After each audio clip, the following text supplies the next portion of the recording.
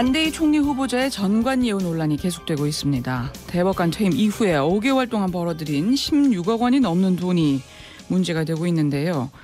안 후보자는 이 돈을 기부하겠다는 의사를 밝혔지만 야권은 총리가 되기 위한 정치적 기부 아니냐 이렇게 비판하고 있습니다. 천정배 전 법무부 장관 이 문제 어떻게 보고 계실까요? 천 장관님 나와 계십니까? 예, 안녕하세요. 천정배입니다. 안녕하세요. 자, 안대희 총리 후보자 인선 직후에 새누리당에서는 국민의 마음을 읽은 인사다. 대쪽같이 국가 개조를 이끌 적임자다. 이런 평이 나왔는데 장관님께서는 어떤 생각 드셨어요? 글쎄요. 사실은 세월호 참사 이후에 지금 국민이 바라는 총리는 이 국민과, 그러니까 슬픔과 분노에서 헤어나지 못하는 국민과 그 아픔을 함께 나누며 공감할 수 있는 분, 이것이 우선적인 자격이 아닌가 합니다. 예. 네, 그런 점에서 본다면 매우 미흡하지요. 안대희 후보자는 사실 검사로서는 강직한 분이었습니다. 예. 네, 그렇지만 아주 젊어서부터 사법시험도 최연소 합격했고 아마 대학을 그것 때문에 대학을 졸업도 못하신 것으로 알고 있습니다. 근데 이 나라에서 가장 힘센 권력기관인 검찰에서 공권력을 행사한 그야말로 엘리트 체질인 분이지 국민을 어루만지고 국민의 공감을 얻고 하는 데는 적인 분은 아니라고 생각합니다. 예. 그 검사 시절에 성역 없는 수사로 꽤 유명세를 탔고 또 그 수사를 천정배 장관께서 또 법무부 장관 시절 지켜보셨잖아요. 예, 사실은 제가 법무부 장관 시절에는 그분이 고검장인가 벌써 그러셨기 때문에 서울고검장이요. 네. 직접적인 제가 수사하고 수사를 함께 일을 해본 적은 직접 일을 해본 적은 별로 없어요. 근데 어쨌든 검사들 중에 유능하고 또 헌신적인 사람들이 많이 있는데요. 안대희 후보자도 그런 분이죠. 또 저는 검사로서의 그분의 자세와 능력은 좀 평가할 만 했다 이렇게 생각합니다. 네. 당시에 천 장관께서도 검찰총장 최종 후보로 복수 추천했을 때 이 안대희 서울고검장을 거명하셨다 이런 소문도 돌았는데 아닙니다. 아닌가요? 그런 이야기는 물론 설령 그런 일이 그거는 이제 밖으로 공개할 일도 아닙니다만은 예. 사실은 그런 보도는 사실 별로 관계 없는 일입니다. 예. 그렇군요. 예. 예. 그런데 자 지금 청령 강직한 이미지가 이 총리 후보자가 되면서 많이 흔들리고 있습니다. 현재 전관예우 논란이 되고 있는 거에 대해서는 어떻게 보세요? 총리로서 지금 중대한 결격 사유라고 보세요? 예, 참 심각한 일이지요. 사실은 이번 세월호 참사로 국민적 비판이 된 현상이 바로 관피아라고 불리는 현상 아닙니까? 예. 우리 사회에 오랫동안 그 고질처럼 박혀 있었고 이것이 세월호 참사뿐만 아니라 모든 만악의 근원인 것처럼 많은 또 그런 인식이 새롭게 되고 있는데요. 말하자면 공직을 국민에 대한 봉사가 아니라 자신의 부와 권력을 쌓는 수단으로 악용하고 또 퇴임 후에는 업자들의 이권을 지켜주는 부록한 노릇을 하는 공직자 이것들이 이제 관피 아니겠습니까? 예. 네, 사실은 안대희 후보자의 경우에는 그분에 대한 검사로서 이미지와는 좀 다른 사실이 드러났다 이렇게 생각을 합니다. 예컨대 최근에 와서는 대법관을 지낸 분들 중에 변호사 개업을 일부러 하지 않고 계신 분들이 많지 않습니까? 예. 예, 그분들이 아마 그 개업을 하게 되면 이렇게 무슨 5개월 만에 16억이라든가요? 예. 수십억씩 벌고 한다는 거 몰라서 안 하는 분들은 아니라고 생각합니다. 또 어찌 보면 그렇게 돈 많이 벌 수 있는 것이기 때문에 그게 적절치 않다고 생각해서 개업 안 한 분들도 많이 있습니다. 근데 아마 지금 순간에 국민과 공감할 수 있고 국민의 아픔을 어루만질 수 있는 총리감은 그런 분 이해한다고 생각합니다. 그 점에서 보면은 우리 안 후보자의 경우는 참으로 실망스럽지요. 예, 이 안대희 총리 후보자도 대법관 청문회에서는 퇴임 이후에 변호사 개업 안 하겠다 이런 말씀을 하셨던데요. 근데 지금 변호사 개업하고 맡은 사건도 지금 논란이 되고 있지 않습니까? 예. 이 부분도 좀 문제가 된다고 보세요?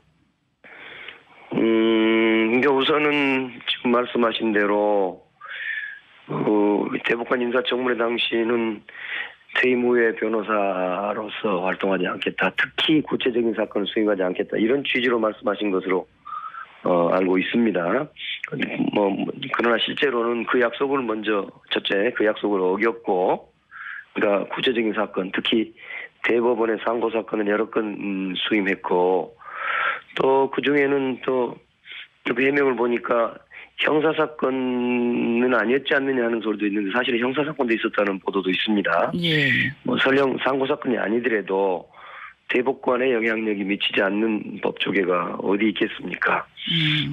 이분은 대법관은 좀 부차적인 것이고 오히려 검사장 출신으로 아주 날린 분 아닙니까? 예. 그러니까 말하자면 전관으로서는 법조계 내에서 골든 라인이죠. 갑중의 갑이라고 할 수 있는 그런 위치에 있는 분입니다. 예, 그렇군요. 예.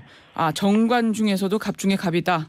그렇습니다. 검찰의 최고위직과 최고위 하여튼 검찰의 고검장까지 지냈던 분이면서 동시에 대법관을 지낸 분이니까 법관만 하다가 대법관으로 나온 분하고는 좀 그 영역이 2배 이상 크지 않습니까? 영향력도 클 것이고요. 예. 그러니까 지금 또 액수도 상당히 논란인데요. 이 검사장 출신이라는 점에서도 이 점이 좀 고려가 됐을까 하는 이야기도 있어요. 장관님, 이 검사장 출신이면 얼마나 받아요? 저는 잘 모르겠습니다. 근데 여하튼 한간에는 그런 무슨 억대 수임료를 받는다든가 또는 아예 변호사 선임계를 내지 않고 뭔가 말하자면 수임료를 받아서 그것은 이제 세금도 내지 않게 된단 말이에요.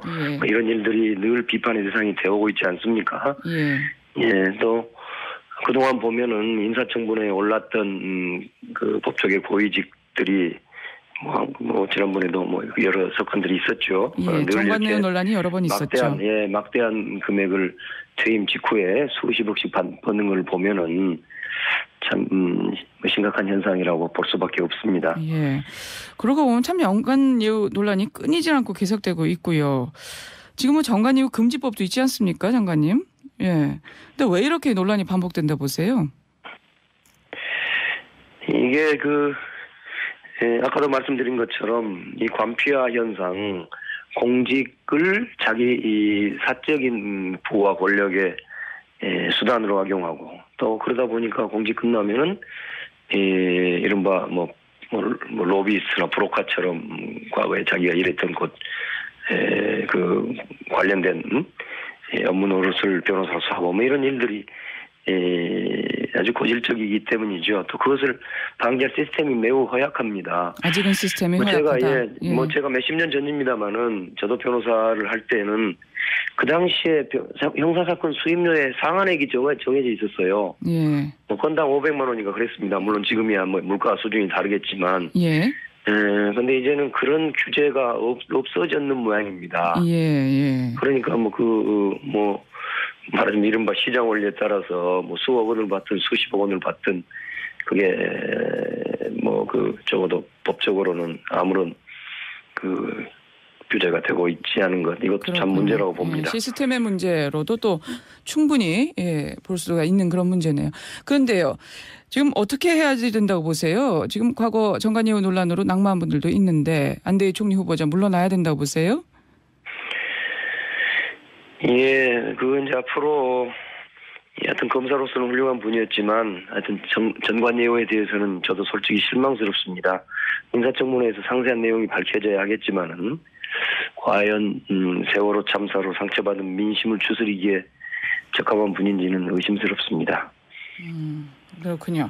그럼 스스로 물러나는 결단이 필요하다 이런 입장이신가요? 아직 앞으로 제가 그렇게 요구할 일은 아닌 것 같고요. 하여튼 우선 인사청문회 과정이 있으니까 좀 더 이런 5개월간의 16억이라는 거액의 재산 말하자면 수임료 축적이 구체적으로 어떤 사건이었는지 사건의 내용 또 그 사건과 관련해서 변호사가 한 그 노력의 내용 무슨 사건 사건의 속가라고 부르는 사건이 이제 금액이 큰 사건이냐 작은 사건이냐 이런 것들을 구체적으로 좀 더 깊이 있게 따져볼 필요가 있다고 일단 봅니다. 청문회를 지켜보자 하는 입장이시군요. 예.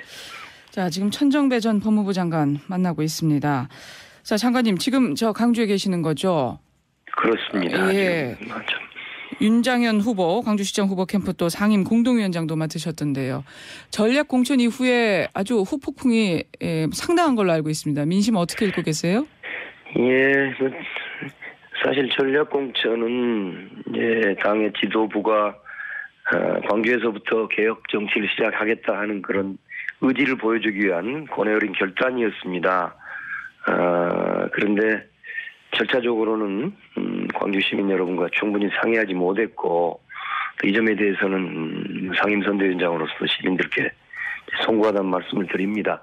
근데 이미 이제 당 대표들께서도 시민 여러분께 진심으로 사과를 한 바 있지 않습니까? 그래서 이제 광주 시민 여러분이 그 점은 좀 양해해 주시고 또 이 새로 태어난 새정치민주연합이 수권 정당이 되고 또 광주 시민 많은 분들이 바라는 정권 교체를 이룰 수 있도록 당의 후보인 윤장현 후보에게 큰 지지를 보내주실 것으로 좀 생각하고 있습니다. 어제 중앙당에 적극적인 지원 사격을 요청하셨던데요. 안철수 대표 광주 방문이 선거에 도움이 될까요? 예, 많은 광주 시민들이 새정치민주연합과 안철수 대표가 개혁 정치 또 정권 교체의 길을 열 것이라는 기대를 많이 가지고 계시지요. 그렇기 때문에 안철수 대표가 광주에 자주 오면은 선거에 큰 도움이 되겠지요. 알겠습니다. 자, 오늘 말씀 여기까지 듣겠습니다. 고맙습니다. 예, 감사합니다. 지금까지 천정배 전 법무부 장관